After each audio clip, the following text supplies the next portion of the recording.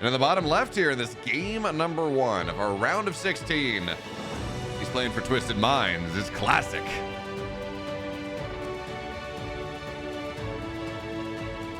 And his opponent in the upper right for Team Envy in the blue. It's our Zerg player. It's DRG.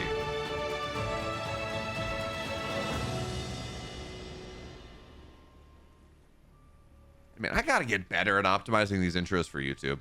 It's just what I'm learning. It's funny. I listen to Lurkers like, whatever. I don't even know what he does. But you can tell, actually, like when I do an intro, I just do an intro. Right? The kind of the classic caster intro. And I could kind of tell when I was working with Loco doing the ESL regionals like a week and a half ago, whatever it was when I last worked with him. You can kind of tell it's like, wow, the way he does his intros is kind of optimized a little bit to, I'm not going to say to grab you, because we're all doing is just trying to grab you, but optimized to grab you in the first 5 seconds of a YouTube video. And that's actually really cool, right? So I need to get better at that, is all I'm saying. Get more people in to go watch and make that happen. For now, though, it's a PvZ, right? This is on Alcyone. It's on a bigger map. It certainly is. I don't know if it's my favorite map, but it's up there.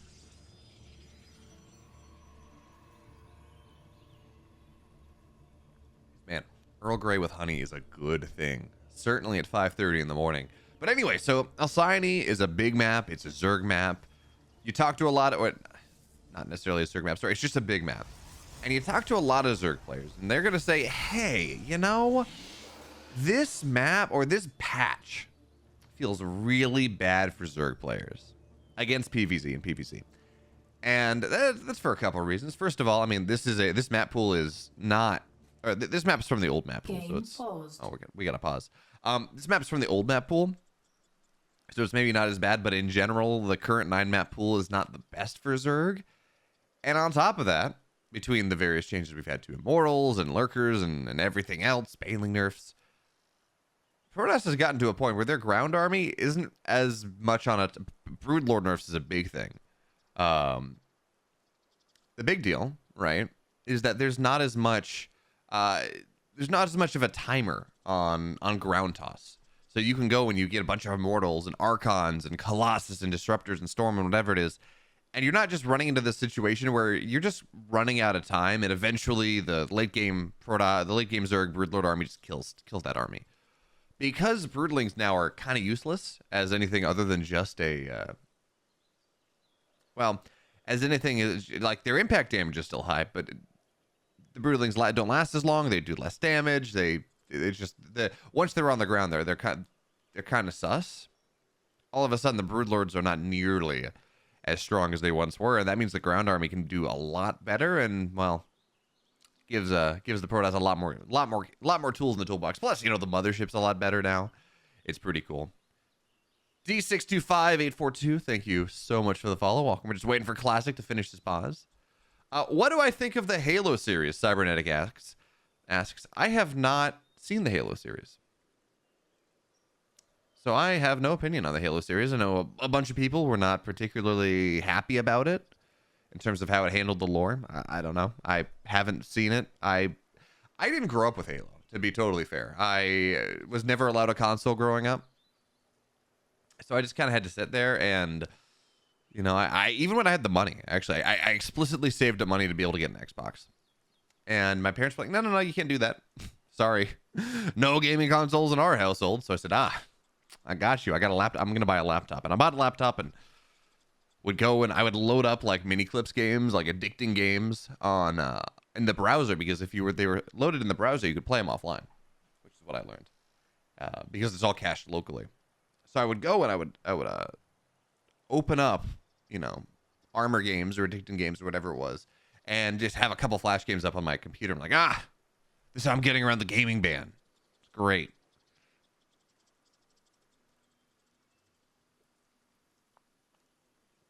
And eventually that turned into playing Total War on like 20 FPS because I had a little Inspiron 4000, and someone had told me that you don't need a dedicated graphics card because this baby can fit so many frames in it, right? It's got one of like the original graphic media accelerators, so it's CPU based graphics. The next generation, the graphical media accelerator, it's going to be able to render everything you need. And if you're looking at web pages, sure, fine. But don't know what's holding up Classic here. This is a long pause for a pro game. But anyway.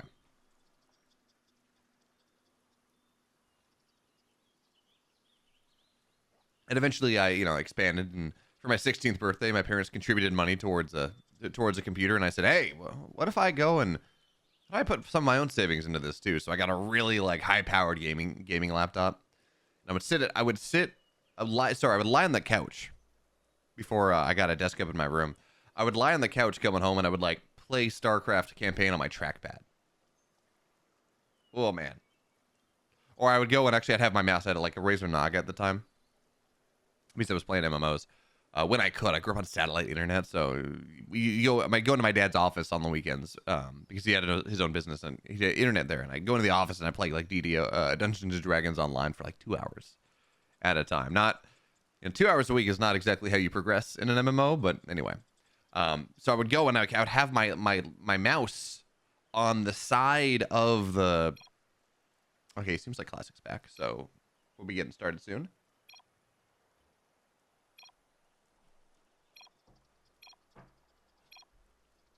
Anyway, I'd have my mouse on the side of the couch, right? Because that's the only way there was room for it. Playing Starcraft campaign or whatever it was, and it's incredible what we put up with, right? When we have no other option. And that sounds like the most first world problem ever. It's like, wow, Beo, he used the mouse on the side of his screen. What a horrible thing. It's like, well, yeah, I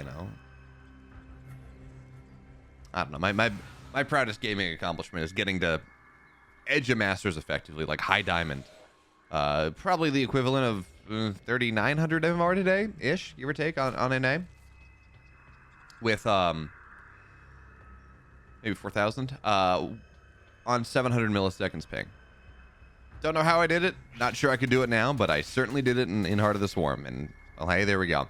Anyways, first adept's gonna try to show up into the natural, and he's gonna complete the shade. Honestly, a bit of a surprise. Gonna get 1 drone for his troubles. Does he get 2? Is he gonna get 2? He will. Playing a ring around the rosy on this. This is beautiful. He's gonna get. Oh, he's not gonna get 3, but he does play ring around the rosy. Now he's gonna get a. Okay, so this is 3 drones for 2 adepts, and they're really awkwardly synced up on that. Ah, man, 3 is nice for 2 adepts. Yeah, I'd be hard pressed to complain. Now the problem again, though, is because DRG had to make lings, he's going to run these lings onto the other side of the map, and that does keep the Oracle home. Losing the adepts like that means the Oracle has to stay home. It means that, it's only 4 lings. This really is not going to get a lot done. In fact, Oracle's probably not even going to turn the Pulsar beam on. Not really. Well, going up to 6 lings, maybe. This is where the damage starts to get done. Gets on top of the adept as well, and both Oracles actually turn their beams on, which is a lot of energy down the drain. So, yeah, in Classic, he gets a couple drones. It's forced back a little bit. Oracles don't get a ton done, but we are into triple Oracle behind this, and we should probably see a Twilight getting down soon. There we go. Look at that timing. I know what I'm about. I know what I'm doing. So, Twilight, Forge, third base on the way. Classic on the other side. Oracles, they're not getting a ton. They get a couple drones on the transfer, actually, but 1 Oracle is just dead. Second one, just barely survives. But 1 Oracle for 1 drone. Dear reader, that is not worth it. So, 2 Oracles on the map now. 1 is dead. 1 is just, you can't move out with this. Literally 1 HP. Damage potential from Classic is just not great. And, if he hadn't gone and killed those 3 drones, he would be in a horrible spot. He's still not in a good spot. Don't get me wrong. It's still pretty rough. But, at least it's 4 drones down. At least there's that. On the flip side, shout out for DRG for really handling this pretty well. So, because he has taken no damage, really, from the Oracles, and because he knows how the timings go, Blink's now on the way, +1's now on the way, 4 additional gateways. Classic's building himself into the mid-game. But none of this is going to hit for a while. 6:30 or so. 7 minutes. He knows this Oracle's starting to get a little bit more. 3 more drones go down. I was going to say, he knows that he can take the 4th base really well timed. So it's 5:30 and the 3rd base is about halfway done. But this is cool. Classic's leapfrogging this. This is not just, +1 Blink Stalkers. I'm going to go for a hero style, right? And just no robo, no additional tech, just Blink +1, put a pylon down and start to really lean into things. He's not quite going for that. As this is a little bit of a there's a bit of a wishy overseer right now. It's like, this one's not gonna pop. So that will go down. But behind this again, we're seeing more tech coming out of Classic. Second Forge, a Robo, Templar Archives. Yeah, you know, he's gonna have Blink Stalkers first, and that's gonna be the establishing force on the map. And, you know, photography, you talk about the establishing shot, this thing that sets the tone for everything else. And like, okay, well, sure, you know, the Stalkers are the establishing shot of this game. I guess Oracles are kind of, but anyway, +1 Blink Stalkers are how you establish your position in the game. From that point on, though, it's gonna be 1-1. Or 2-1, really. It's going to be Storm. It's going to be Charge. It's going to be Archons. It's going to be Disruptor. Probably not Disruptors just yet, but it's going to be Colossus. Maybe. It's going to be Immortals. Immortals are very good right now. And just all of these things together, it's this really high complexity, high-tech Protoss army that Classic's trying to buy himself into. So DRG across the map, not going to pile on down. It's always going to be a little annoying, but without +1, it's not going to get a lot done. And DRG's going to go for something that Dark has really been the guy doing a lot of here. And it's funny because this is a style, this Roach Hydra timing, that was a big thing in Heart of the Swarm, certainly. You saw it all the time, but it has not been a thing for Legacy. Not really for quite a while now, right? You go and generally Roaches and Hydras, they're not great together. It's beef, sure, but Storm solves it, you know. Hydraling Bane has more burst. But because Banelings have been nerfed, they don't have the burst that they once had anymore. So for now, it's a concave. DRG's got a massive army, and the Storm number 1's gonna be decent. You need the Immortals to pop out, though, for this to be really happy. Storm number 2 is also really, really nice. So +1's done, 2-1's on the way. Immortals are gonna get made. A second Robo on the way here. And it's just all about buying time for Classic at this point. The Storms are just wreaking havoc, but they're no more. So for right now, Storms, they did damage, certainly, but the pylon goes down, which means no shield battery, no overcharge. Archon's in the way as well. Oracle dives in and dies, and this 4th base is broken at this point. The question, though, is whether there's going to be more damage. And actually, is it even broken? Yeah, it looks like the 4th base is dead. But I still don't hate this for Classic, right? Yeah, he gets the 4th, he loses the 4th base, sure, but now there are 2 Immortals. Now there are a bunch of Stalkers, and if he can get the right position here with these Hydras going down, absolutely blinking on top of everything. This army DRG has is dead. There's no coming back from this. There is no retreat here. And that was an expensive army from our Zerg player. Yeah, you know, a couple Roaches on the rally. They're not going to go down, but 2 Immortals at the time. A bunch of Blink Stalkers here. 2-1 just about done. Eventually, they're going to be, yeah, High Templar warfing in.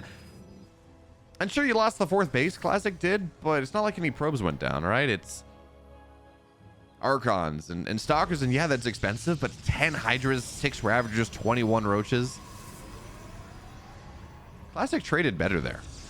You know, like, he's not in a bad spot.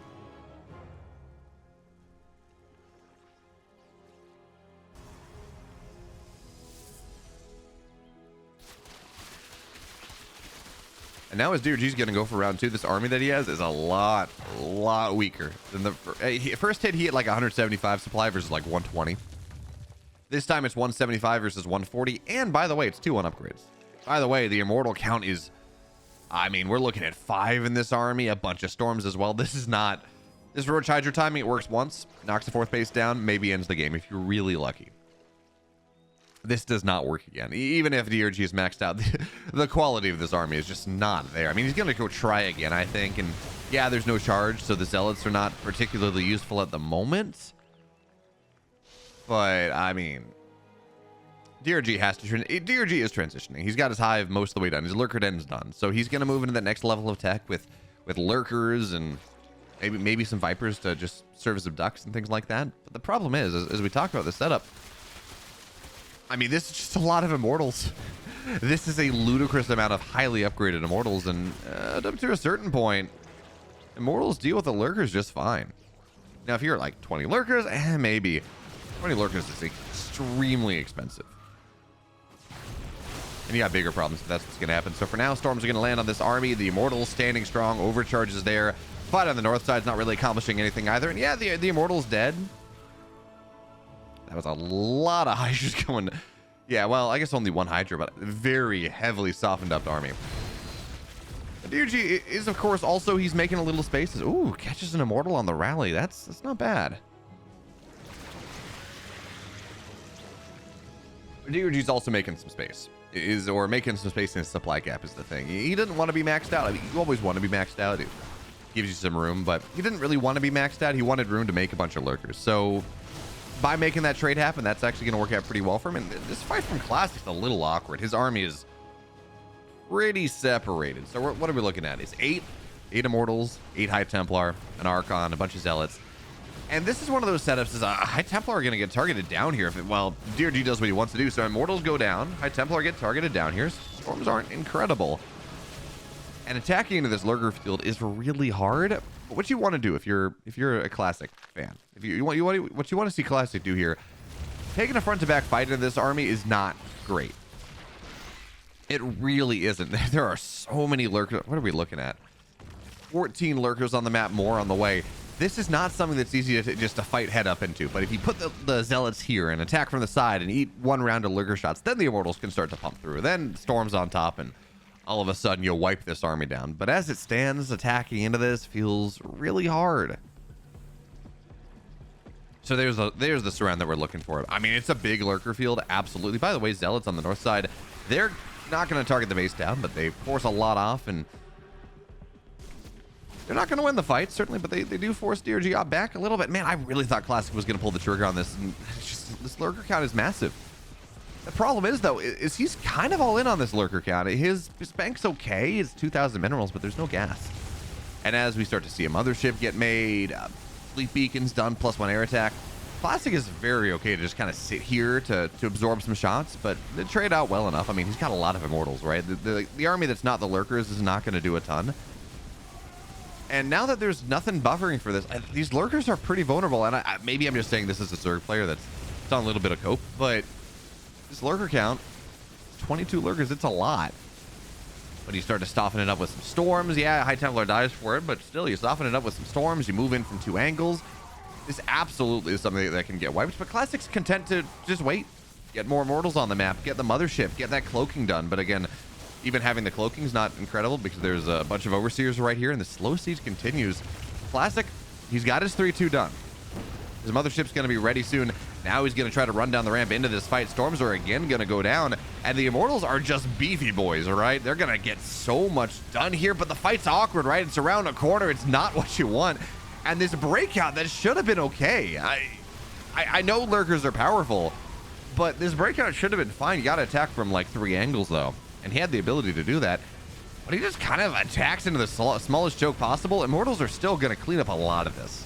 That's kind of the crazy part. I mean, Immortals are freaking good, but he loses his 4th base for it. It's a 3-base Protoss against a 6-base Zerg, and Classic is dead.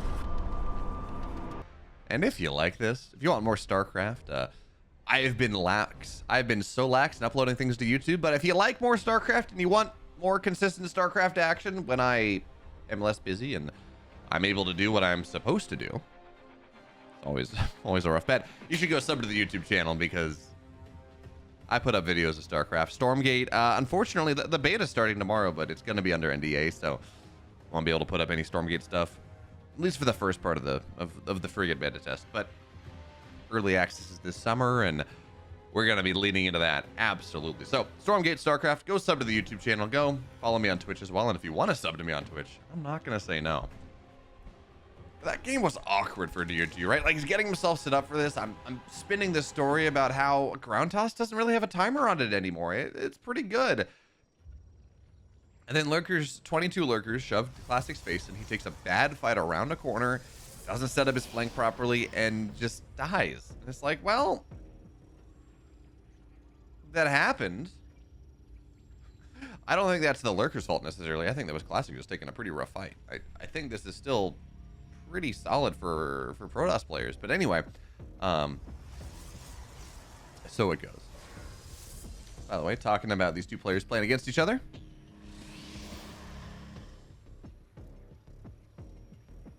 Why is a mean score a 3-2? I pressed the best of 3 button. Something is... What is up with that?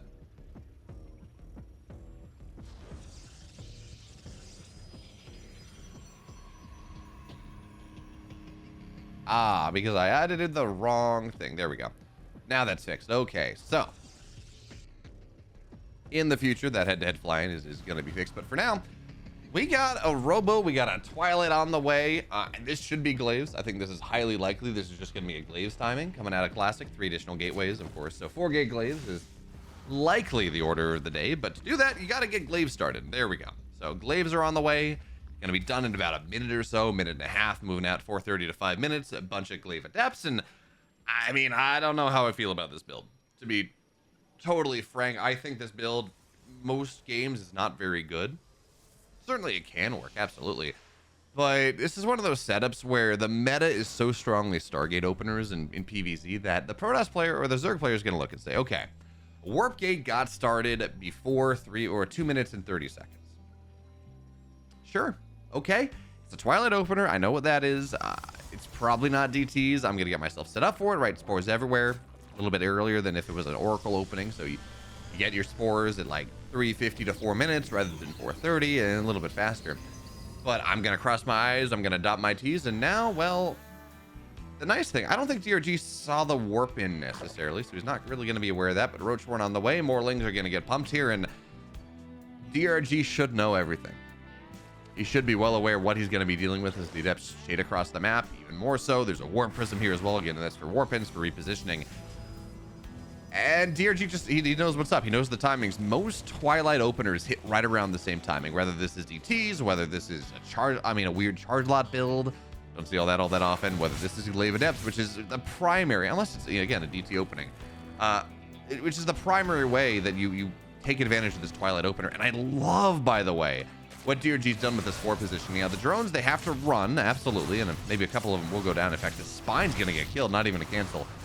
But I love what DRG's doing with his spores on the map. And what he's doing here, now, Adepts in the main base are going to be a problem. Lings are going to pop out in time, but they're going to the wrong spot. The really cool thing about what he's doing here is he's putting his spores very far forward on Decree. And what that means is, again, the first damage is done here, but as long as you don't lose too many workers, you're going to be fine for the most part. The really cool thing about this, by putting spores forward on the map, it makes it a little hard for warp prisms to be annoying and kind of shade it or warp in right on top, and that's absolutely something you gotta be worried about. And behind this Classic, sure, 3rd base, but also Immortals. And I think he's gonna go for like the 2 or 3 Immortal Adept timing off of this, depending on how successful this is. 6 drones is not quite enough just yet. In fact, losing all of these Adepts, this is where it starts to get scary. 2 Adepts, the only ones that remain. Warp Prism in the main base, not really getting a lot done either. So 6 drones. 31 Lings for the cost of 9 Adepts. I mean, 31 Lings is a lot, sure. And 31 Lings are not drones, and more Adepts are shading across, and this is all true, but DRG is stabilized. He's got more drones on the way. Again, his army is fightable, for the lack of a better term. It's able to go and handle things. Queen's up on the main base as well, so this Warp Prism's not really going to be able to get a lot done. Maybe diving into the 3rd base with 4 Adepts, but drones are going to get pulled away very quickly into this nice move here from DRG. He's on top of it, and it's funny. I looked at this matchup, I said, you know, I think Classic is... I don't know. I feel like Classic's pretty favored here. He should be. You know, Classic's very good. He's made deep runs. He's been trading spaces with Hero for like the best Korean Protoss back and forth up until GSL Season 1. And then he doesn't qualify for GSL Season 2. So I don't know how to feel about him. For now, though, this is the Zest build. This is the classic. This is the most classic follow-up to this. You go Glaives. That's absolutely true. And then you hit with an Immortal Sentry Adept timing. With a lot of Immortals, a lot of Sentries, a lot of Adepts, and DRG supply block these Overlords on the map. Dying to Sentries is a little bit spicy. It's a problem. And that means that DRG can't really warp it, or he can't really build units properly. So the Queen's on the front line here. Adepts thinking about shading forward. They're not going to go do so. But man, these force fields are nice for now. And by the way, a couple of Adepts shade into the natural. So not only DRG having to deal with chaos, but bloodshed at the front, he's got Adepts in his main base and his natural that are getting economic damage done. So DRG is just dead. He held off the first wave really nicely, but not really expecting that Immortal follow-up. Supply blocked, damaging all of his bases, and losing his army. That means we get to go to game 3.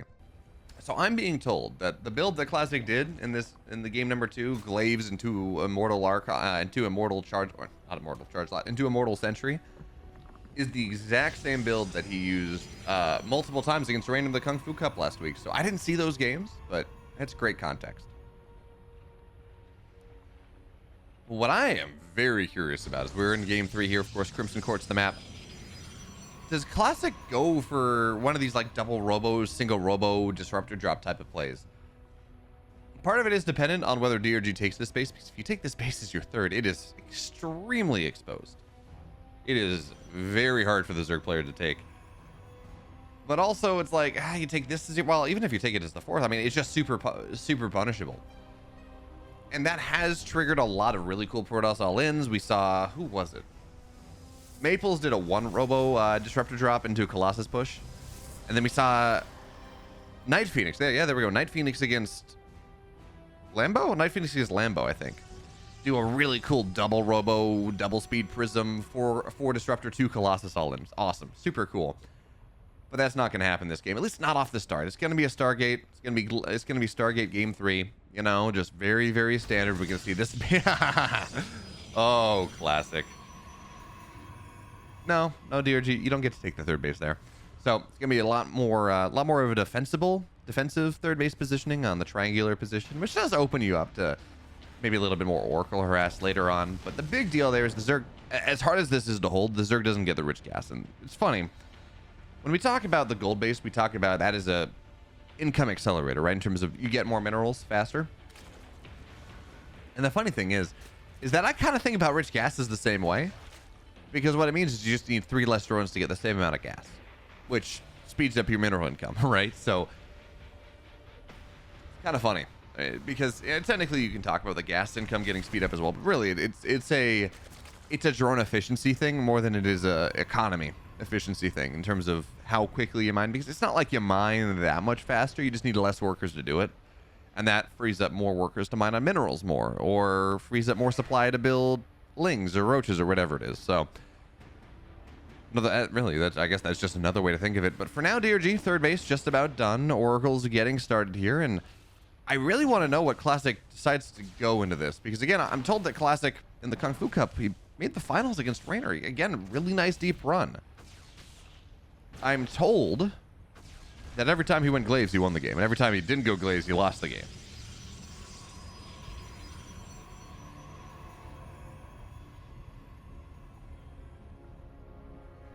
I'm very, very curious to see where he decides to take this game 3.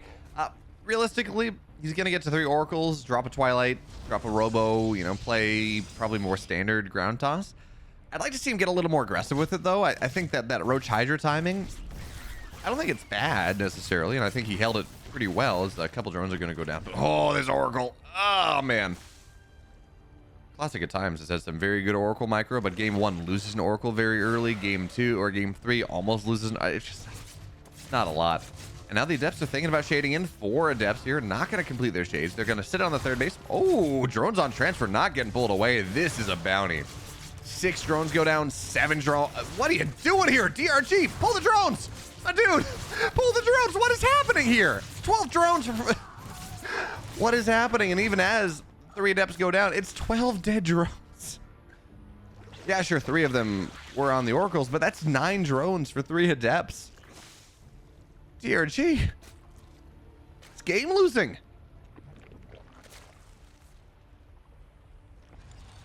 And for now, 4 Gateways on the way. Twilight's on the way as well. Classic in the Chaos has forgotten his Blink. Ooh, this could be for charge, though. No, it's going to be like, okay. So Blink's on the way, +1's on the way. He's got additional Gateways, but man, Classic has built himself such an advantage in this game. Like, holy crap. 12 drones, or 9 drones for 3 Adepts, 3 drones for an Oracle that hasn't even gone down is just... It's insane. You don't get that. That shouldn't happen.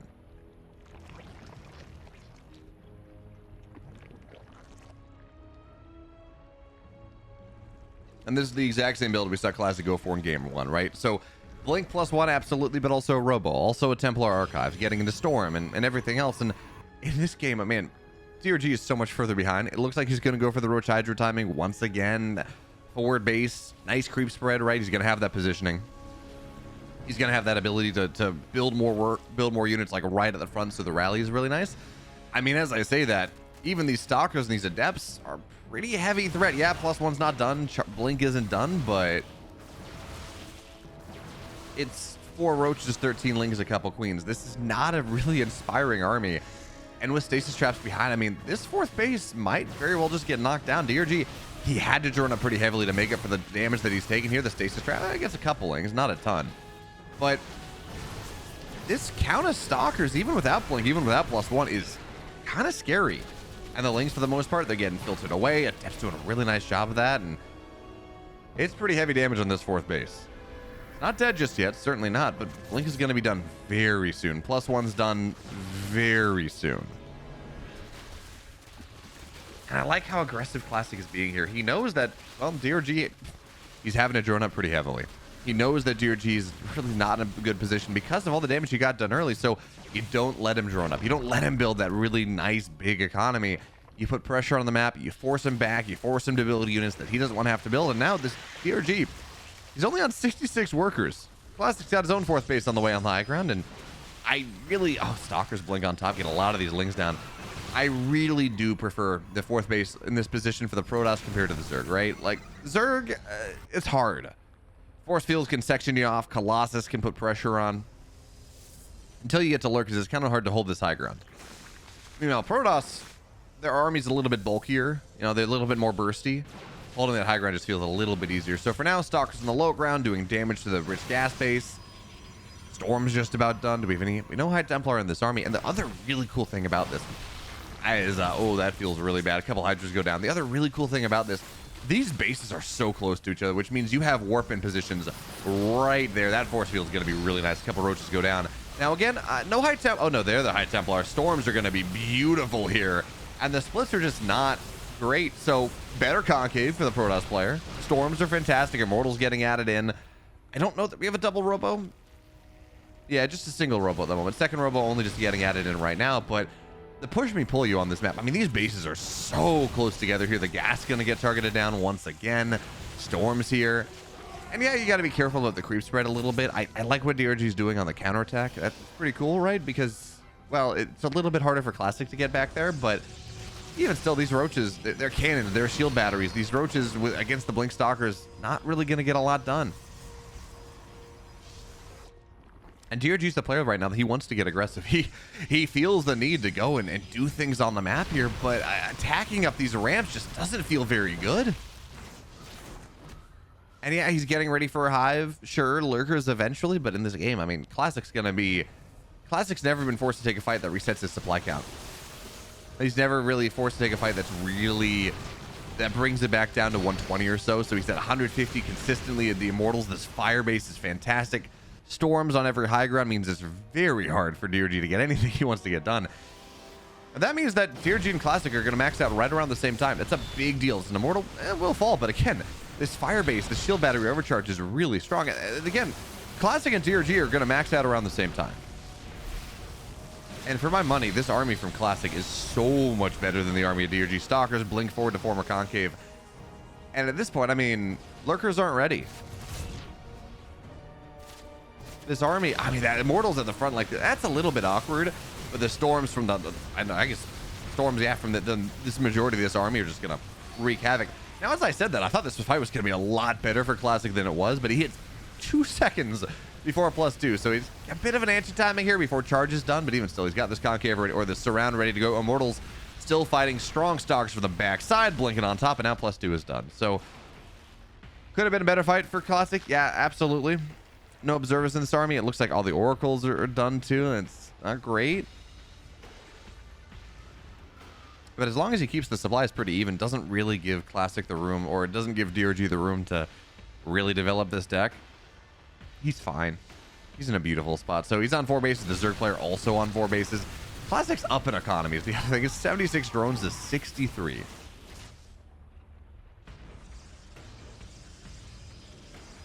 And all this together is just telling a sad story for our Zerg player. Now, it's not impossible. Certainly, he's got Lurkers, Lurker tech on the way, Lurker range. It's not like Classic is really transitioning his tech files. Gonna get a couple drones, forcing it away. So it's not really like Classic's transitioning his tech incredibly well. Not just yet. He's still on this kind of mid-game. No disruptors here.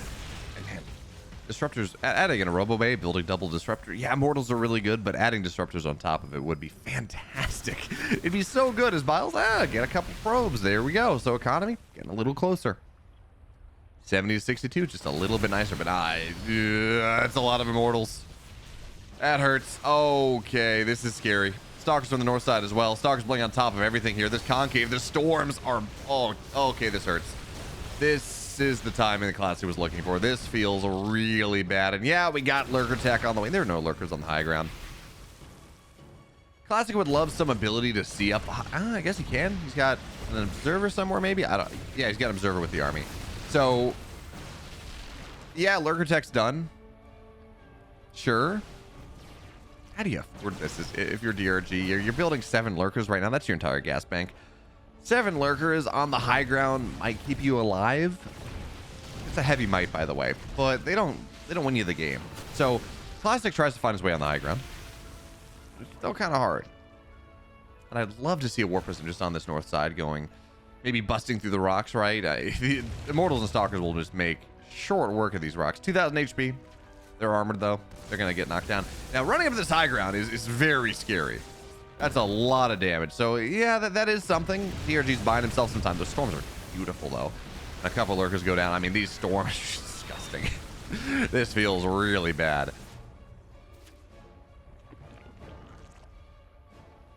And I like what Classic's doing here. Part of it's the tempo, right? Part of it that he's the aggressive one, so he has to worry about it a little less. But he's got double Stargate. He built a second Stargate. He's got Tempest on the way. 5 Tempest, 1 shot a Lurker. You know, getting this concave is forcing Immortals into Lurker range. Getting yourself up to 5 Tempest on top of this army that's more Immortals than it is Stalkers. I mean, as many Immortals as it is Stalkers. It's a really nice idea because then all of a sudden the Lurkers, they just can't sit there. You're forcing them into fights. So Classic, he's gonna get him. He's got two Tempests right now. He's gonna get himself up 3 more probably. And DRG is just trying to turtle this for another 15 minutes. The problem is Crimson Court is not a good turtle map. You don't have enough bases for it. Not really. You got this base. Sure, that's the Zergs and maybe this bottom side. That's it. This is a 6 bases. This is a 12 base map, 6 bases aside. And if you're trying to take this late game, you're trying to build an economic advantage. 6 bases aside is not a good feeling. A Stalker's blink on the high ground here, getting vision. Lurkers, you gotta be careful. Don't lead with High Templar, probably. But Storm's down on top of the Lurkers here. Tempest on the high ground, just poking away, damage over time. And again, you know, poking into running stacked up into a bunch of Lurkers doesn't feel great. So we're going up to 6 Tempests. You know, 5 is the magic number, but you get a couple more just to make sure that you don't really die. Tectonic Destabilizer is going to be done soon, so bonus damage to structures, which means this 3rd base is dead very quickly, or this 4th base, I guess, is going to be going down pretty quickly here. Queens are evaporated. And the problem solving, it looks like the War Prism went down, I guess, but the problem solving for DRG in this game is becoming really complicated. Yeah, adding Vipers, yeah, sure, 1 Viper. And I would like to see Classic get a couple more oracles. You know, attacking with an observer into this feels really hard.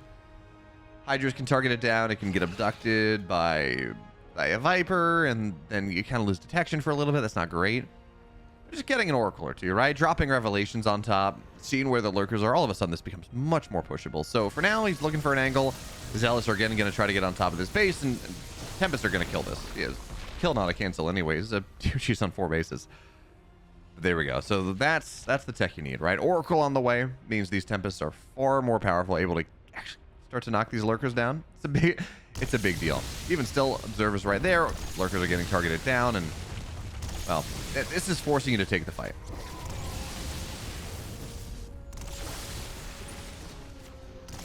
And I know I'm talking about this like this is some foregone conclusion, but DRG's maxed out. He's got 200 supply, but 200 supply of 14 Lurkers, and there's no Spire down, right? The Hydras against Sky Toss are really rough. Maybe you get some abduction. Hey, that's a dead Tempest. But the problem is the tech that Classic is at this point, and the economy that Classic is at this point, is just not something that DRG can really properly match. Is the problem is feedbacks are really nice. Storms as well. I mean, yeah, sure, a Tempest has gone down, but this army is evaporating. And it's not even like we have, say, Infestors to... I mean, Nurtle's not really what you want, but to drop a Microbial Shroud, yeah, it's kind of a Storm here button, but at least it keeps you somewhat safe from the Tempests. Classic, he just builds a tech lead, builds an economic lead, and slowly, steadily eviscerates DRG. Game 3. Classic takes it. He moves on to the round of 8. Protoss continues.